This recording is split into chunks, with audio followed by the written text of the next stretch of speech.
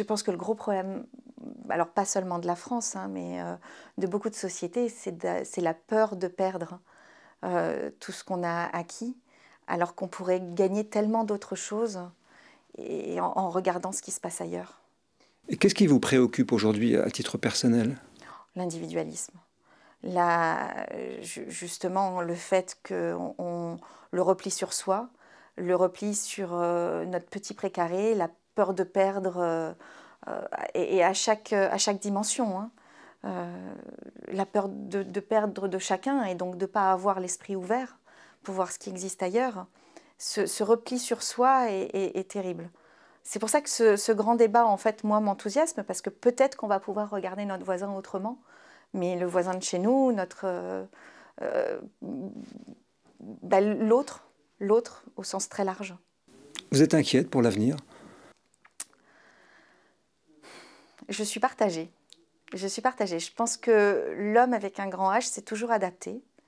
Donc, je pense qu'on s'adaptera, mais il faut s'adapter vite, parce que on a des soucis environnementaux dont on ne prend pas forcément conscience. On veut garder, toujours pareil, on veut garder notre mode de vie, on veut garder nos acquis. C'est plus possible. C'est plus possible. Il faut qu'on change notre façon de penser, il faut qu'on change notre façon de voir, il faut qu'on change notre façon de consommer. On est toujours dans la fuite en avant. Ce serait bien qu'on s'arrête un petit peu et qu'on regarde et qu'on fasse un état des lieux. Et je pense que ce grand débat en est l'occasion. Qu'est-ce qui vous rend heureuse aujourd'hui? Alors par contre, plein de choses. Parce que je suis foncièrement optimiste et je vois tout avec un regard, je dirais presque d'enfant. Je vis le plus intensément possible chaque moment et en fait, je pense que le monde est à la fois à un tournant, mais plein d'espoir. Donc l'avenir est devant nous et construisons-le. Et on a la chance de pouvoir repartir en se disant, bon, il faut qu'on invente un nouveau système. On doit l'inventer, ce système. On est au pied du mur, donc on doit l'inventer. Et ça, c'est génial d'en faire partie, de pouvoir en faire partie. Alors, Stéphanie Venier d'Argent, vous êtes chef d'entreprise, vous êtes aussi citoyenne. Vous avez, je pense, un regard en tant que chef d'entreprise et puis en tant que citoyenne aujourd'hui sur votre pays. Qu'est-ce que vous pensez de la France de 2019? En fait, en France, et j'ai aussi cet avis parce que je voyage beaucoup, on a un pays qui est magnifique. On a un pays qui est plein de richesses. On a un des pays où on se sent, où on est le plus libre, où on est une des sociétés les plus protectrices dans le monde, les plus bienveillantes. Et je pense que quand on est à l'intérieur de la France et qu'on n'en bouge pas, on ne le voit pas tout ça. On ne s'en rend pas compte. On a des forces extraordinaires, des entreprises qui ont des savoir-faire extraordinaires. On a vraiment beaucoup d'atouts en France. Mais on se replie sur soi et aujourd'hui, il y a un vrai mal-être en fait en France, mais je pense de la part de tout le monde parce qu'il y a une vraie incompréhension des uns avec des autres. Et alors moi j'étais ravie de ce grand débat parce que enfin les gens vont pouvoir se parler, communiquer entre eux, échanger des idées. Et je trouvais que c'était une très bonne chose. On a tellement de richesses en France. On fait partie des pays les plus riches au monde. Alors oui, il y a des gens qui sont très pauvres et oui, il y a des gens qui ont du mal à finir le mois. J'en connais, j'en côtoie. Ça n'a pas été toujours très facile pour moi non plus. Ça l'est pas non plus aujourd'hui à des moments. Quand on a une TPE, on ne peut pas être comparé aux grands patrons ou aux grands salariés, j'appelle ça, c'est même pas c'est pas forcément des entrepreneurs du CAC 40. On est juste des gens extrêmement passionnés, nous, en tant que patrons, hein, avant tout, en tant qu'entrepreneurs. Donc, on les voit, les difficultés. Mais rien n'est insurmontable. On a la chance quand même en France de pouvoir se soigner. Et ça, je m'en rends compte parce que je voyage et je trouve que c'est dommage en France de ne pas pouvoir voir ce qui se passe et de se rendre compte à quel point on est dans une société qui est riche par plein de choses. La France semble difficile à gouverner en ce Oui. moment. Elle est agitée de nombreux soubresauts, des manifestations, de la contestation. Oui. C'est quelque chose que vous regrettez? Ce que je regrette, c'est la façon dont on manifeste. C'est la façon dont ce ras-le-bol s'exprime. On paye les fruits de 30 ou 40 ans d'extraits, comment dire, d'exagération en fait. C'est-à-dire? Pour moi, il y a eu les générations précédentes ont réussi à obtenir beaucoup de choses. Elles se sont battues pour ça, mais peut-être trop. On a beaucoup jeté l'argent par les fenêtres à un moment donné, en se disant bah, c'est pas grave, on verra demain. Et aujourd'hui, on est dans le demain. Et moi, je compare la France un peu comme une entreprise ou comme un foyer. Bah, quand on dépense, à un moment donné, bah, il n'y a plus rien à dépenser. Il faut penser à regagner. Et ça, ce qui gagne, en fait, c'est les entreprises. Et je pense que cette opposition entre l'entreprise et on essaye de faire les salariés l'entreprise, elle est vraiment néfaste. Parce que c'est l'entreprise qui crée la richesse. Et c'est important, ne serait-ce que dans chacune de nos entreprises, de discuter avec nos salariés, d'échanger ensemble pour leur montrer que bah, c'est pas parce qu'on est des patrons qu'on est loin d'eux. Non, un patron d'une petite boîte, c'est l'équivalent d'un salarié d'une grande boîte. Je dirais au niveau des salaires, il n'y a pas cette différence. On a juste de l'envie, nous, on a juste de la passion, on a juste cette envie de créer. Et tout le dialogue qui va pouvoir être créé entre les citoyens sera bon, parce que ça évitera cette colère. On est en colère parce qu'on pense que l'autre a plus, mais pas forcément. Il montre peut-être plus, mais il n'a pas forcément plus. Et quelle solution attendez-vous? J'ai pas de baguette magique, mais je pense que dans le dialogue, dans l'échange d'idées, on peut trouver des solutions. Je pense qu'il faut libérer... alors moi, je vois de mon point de vue d'entreprise, il faut libérer les petites entreprises. La vraie richesse, elle se trouve vraiment dans les petites entreprises. C'est nous qui créons de l'emploi, c'est nous qui construisons et qui, au quotidien, créons cette richesse. Alors Stéphanie Venier d'Argent, donc vous dirigez cette entreprise Cadencia depuis 1995. On sait aujourd'hui que les chefs d'entreprise sont parfois dans des situations difficiles. Comment votre métier a évolué au cours de ces dernières années? Alors dans le monde de la parfumerie, il y a deux types d'évolution en fait. Il y a l'évolution du marché et l'évolution réglementaire.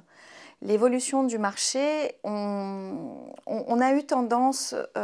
je suis sur une partie de marché qui est l'eau de Cologne. Donc c'est un petit peu particulier. Le parfum s'est beaucoup démocratisé depuis les années 80. On est arrivé aujourd'hui à plus de 2000 parfums qui sortent par an. Donc les consommateurs sont un petit peu perdus devant cette pléthore d'offres. Et on ressort avec l'eau de Cologne vers un produit qui est authentique, qui ressort comme vrai. Et donc, on a un marché qui est en train d'évoluer vers ces produits beaucoup plus simples et je pense beaucoup plus authentiques et vrais. Donc, pour nous, c'est une bonne chose au niveau de la société, cette évolution de marché. Ensuite, il y a l'évolution réglementaire, où là, c'est plus compliqué parce qu'on appartient à la réglementation cosmétique. Et la réglementation cosmétique est en train de se fondre avec celle du médicament. Donc, on est devant de plus en plus de réglementations. De plus en plus dur, de plus en plus de protection. On a de plus en plus de mal à faire des parfums qui sortent un peu du lot. On est souvent assez stéréotypé. Il y a de plus en plus de matières premières aussi qui sont interdites parce qu'elles peuvent être allergènes. Les allergies sont dans la nature. Quand on essaye d'avoir un parfum, par exemple, sans allergène, aujourd'hui, on ne peut pas utiliser de produits naturels, par exemple, à cause de cette réglementation. Donc la réglementation s'est durcie et les conséquences, c'est que notre métier est de plus en plus difficile à faire pour être original. Alors, au-delà de la parfumerie, en tant que chef d'entreprise, par rapport aux difficultés que la France peut rencontrer, par rapport aux salaires, par rapport à l'état général de l'économie, est-ce que votre métier de chef d'entreprise est plus difficile aujourd'hui qu'il ne l'était il y a quelques années? Et pour quelles raisons? Ah oui, oui. En fait, on a transféré sur le dos de l'entreprise beaucoup de choses. On a transféré un petit peu l'éducation avec l'obligation de former. Alors c'est très bien, c'est bien que les gens se forment, Mais maintenant, on attend de l'entreprise qu'elle forme la totalité des salariés, voire même parfois dès le début. On a transféré la compétence, on va dire, santé, en nous obligeant à avoir des mutuelles. Donc c'est à nous de faire en sorte que les gens, que les salariés puissent avoir des mutuelles. On a cette obligation. Aujourd'hui, on nous transfère la partie fiscale. On est collecteur d'impôts. Donc on transfère de plus en plus de choses sur le dos de l'entreprise. Alors certaines entreprises peuvent se structurer pour ça. Pour les petites entreprises, c'est extrêmement difficile. On nous demande d'être tout. Le prélèvement à la source, par exemple, vous allez le gérer comment? Alors, c'est notre cabinet d'experts comptables. On s'appuie sur eux pour le gérer. Et heureusement qu'on a un cabinet qui peut le gérer, parce que nous, directement, ça aurait été la croix et la bannière. On s'est totalement appuyé sur notre cabinet d'experts comptables. Est-ce que vous avez le sentiment que c'est plus difficile d'être chef d'entreprise en France que dans d'autres pays, compte tenu des charges et de la façon dont fonctionne la France? Et pourquoi est-ce que c'est plus difficile selon vous?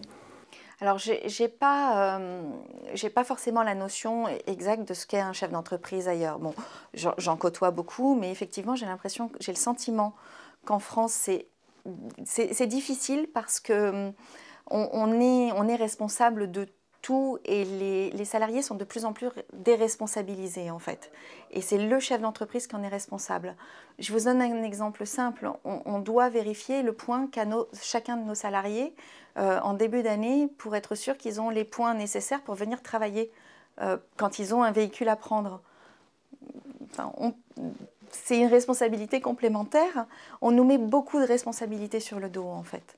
Plus que ce qu'on peut en prendre. Nous, on est responsable de faire tourner notre entreprise, ce qui est normal, ça c'est tout à fait logique, de créer de la richesse, ce qui est normal pour pouvoir payer tout le monde, mais on nous paternalise aussi beaucoup. Vous pensez qu'on demande trop aux entreprises? Oui, oui. Aujourd'hui on demande beaucoup aux entreprises. Oui, oui. On nous demande tout. On nous demande encore une fois, de créer des richesses. Mais ça, c'est normal. C'est notre job, en fait, de créer de la richesse. C'est notre raison d'être. Mais on nous demande aussi de s'occuper de nos salariés. On nous demande d'être responsable par rapport à l'environnement, ce qui est très bien aussi, et ce qu'il faut. Mais on nous demande on attend tout du chef d'entreprise aujourd'hui. Vous avez le sentiment d'avoir trop de charges aujourd'hui? Oui. Ah oui, oui. Oui, on a des charges. On a des charges financières qui pèsent sur les sociétés. On réfléchit quand on doit embaucher quelqu'un, mais on réfléchit 10 fois. Et c'est lourd pour nous, une embauche. Ça se décide pas facilement. Et quand on fait le pas, je parle de notre petite structure. Encore une fois, je parle vraiment par rapport à nos petites structures. Et